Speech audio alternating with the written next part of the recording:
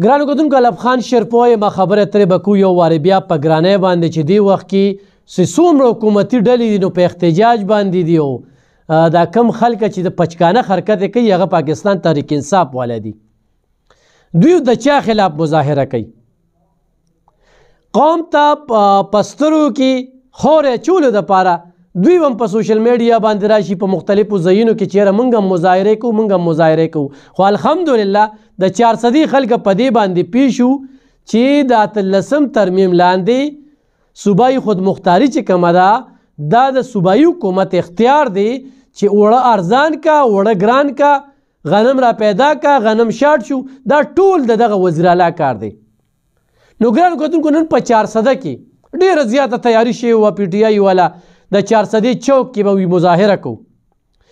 چوک کې 2-3 غنټې تېرې شوې خو نه ولا ایم پی ای راغی نه ایم این ای راغی او نه ولا ورکران رووتل او بس دی که نه یار ورکران هم ستړي شي چې لکه په حکومت کې مو نو هم مظاهرې کوو چې د حکومت نه وځو نو هم مظاهرې کوو زموږ به بل څه کار دی خو بس صرف مظاهرې به قام هم بس په دې ستړی که. نن د پی ټي آی دغه شو چې کومه ده دغه پلاپ شوه او د سټیج نه بیا جهانګیر رضا صاحب هغه د مایوسۍ اعلان وکړو ډېر مایوسه په نظر راته هغه دغه وویل چېره تاریخ یې ورله بدل کړه چې دا په بل تاریخ باندې بیا دا کوو او څوک راله رانغلل. نو نن ما وکتل چې یقینا د 400 خلکو کې شعور راغی پښتنو کې شعور راغی چې په هره خبره باندې نه راپاسي چې دې وخت کې ګرانی د چا کار دی په هغې باندې کنټرول د چا کار دی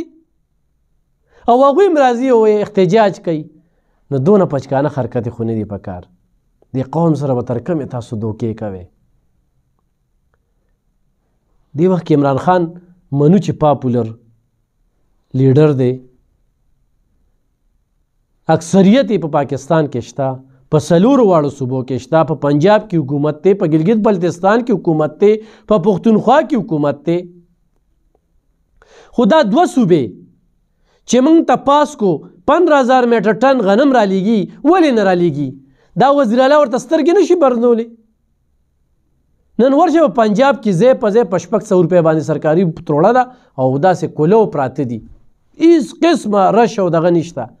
دلته کې په ټرکونو پسې دا منډې دا زلالت په یوټیلیټي سټورونو باندې دا رش غنم او اوړه چې کوم دی هغه سرکاري خلکو له ځي خو دلته بیروکراټ هم څه کوي نو ذموار دا صوبایي حکومت دی دلته ډي سي اے سي دا د دې صوبایي حکومت د لاندې راځي ټرانسفر پوسټنګ یې دوی کوي نو خلکو ته به اسانتیاګانې هم ورکوي او چې نه یې ورکوي نو دا ایم این او ایم پی ای ذموار دی. نو د دې هر څه باوجود چې کوم دی ته راځي مظاهرې کې مظاهره تاسو له نه ده په کار بنیاد د دې ګرانۍ چا ښودلی دی آی ایم ایف سره معاهده چا کړې ده لاسلیک چا کړی دی د عمران خان صاحب هغه بیان چې ما تاسو ته په یو ویلاګ کې مخې ته راوستی و چې قومه تیار اوسئ تیار ګراني را روانه ده او ډېره زیاته را روانه ده او آی ایم ایف نه چې موږ کوم پروګرام روړی دی نو د هغې په تناظر کې به ګراني نوره زیاته راځي دا کومه ګراني چې ده د دې نه به یو په 2 راځي دا خبرې تاسو نه شو دا ننني خلکو ته یادې وي چې دې مظاهرې له رانلو او د پی ټي آی شو نن په 400 فاروق اعظم چوک کې د 3 غنټې تایر باوجود چې کومه ده هغه پلاپ شوله هېڅوک وله رونه وتل ټول ټال چې کوم دی 4-5 کسان پکې راوتلي نو دې قام سره بس دی په حقیقي معنو کې د دوی خدمتو کې دا پښتانه ډېر زیات ذلیله شو ډېر وځپلي شو ډېرې لوبې پرې وشولې او سترګې برندې کې د عمران خان صاحب دا خوش قسمتي ده چې یو کس ته تپوس نشي کولی نو په تاسو خو دې پښتنو 10 کاله اعتماد وکړو په 10 کاله کې هم څه ورکړل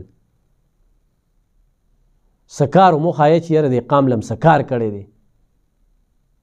دا نن د صوبایي حکومت هغه کمزوري وه یقینا د دې زور عمران خان صاحب له ورسي چې نن پی ټي آی والا چې کوم دی هغه ورکران په خپل رونه وتل د 400 چوک ته چې بس دی ما په هم کې په احتجاجونه هم تنګ کړه عملي سخکاري نه تقریرونه کوي خبرې کوي ځمکني حقایق پوټه دي. نو ګرانو کتونکو نن مې په دې باندې خبرې ترې کولې چې 400 کې نن د پی ټي آی کومه د ګرانۍ خلاف درنه وه احتجاج و هغه احتجاج له سکرونو وتل هغه د چارسدی په چوک کې بیا ملتوي شوه واپس لاړل او بل تاریخ یې ورکړ بل تاریخ کې څه کېږي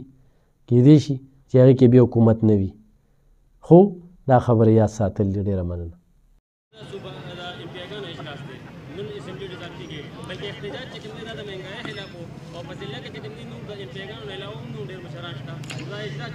بالکل جی ستاسو خبره زه دغه کومه خو لکه زمونږ دلته چې کوم مشران دي هغه موجوده وخت کې هغه ایم پی ایز دي او ایم پی ایز سره چې زمونږ څونه کروڑ او څونه ملګري او څونه دغه ټچ دي نو هغه پې موږ واپس کړل ځکه چې موږ له خپل مشران نه راځي نو موږ هغه وی کنوینس کولی نه شو طور نائب صدر د ضلع ما میسج وچلاو چې دا په احتجاج نن موږ کینسل کړي